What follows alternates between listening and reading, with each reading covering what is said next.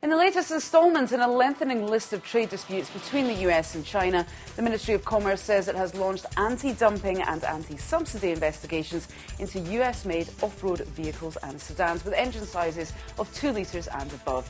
The decision comes after the China Association of Automobile Manufacturers filed an application for the investigations. The group said US car makers had unfairly benefited from 31 government subsidy programs. The announcement comes just one day after the US Commerce Department set preliminary anti-dumping duties on imports of Chinese-made oil pipes, the biggest US trade action against China to date.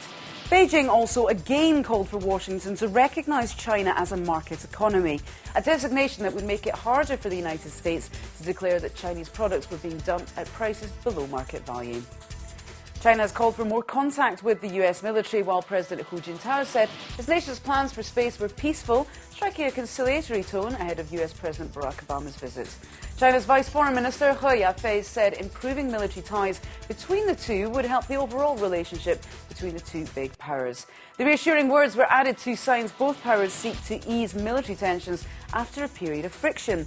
President Hu told foreign Air Force delegations on Friday that China was committed to peaceful development just days after a top Air Force official sparked concerns with talk of a Great Wall of Steel in the blue sky. Obama will visit China from November 15th to 18th.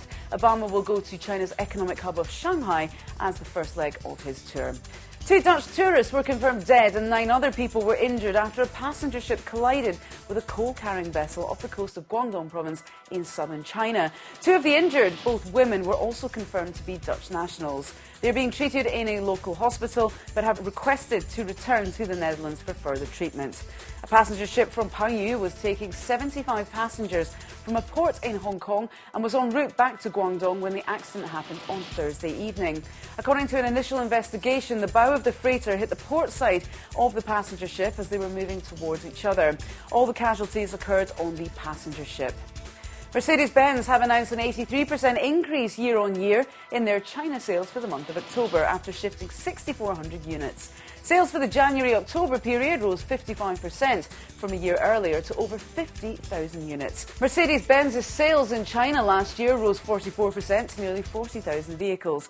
Meanwhile, Toyota, the world's biggest car maker, say it may increase vehicle sales in China 19% this year, up to 700,000 units. The car maker also narrowed its net loss forecast to $2.2 billion for the year ending March 31st, compared with earlier estimates of more than double that amount, following higher than expected demand in Asia and the US.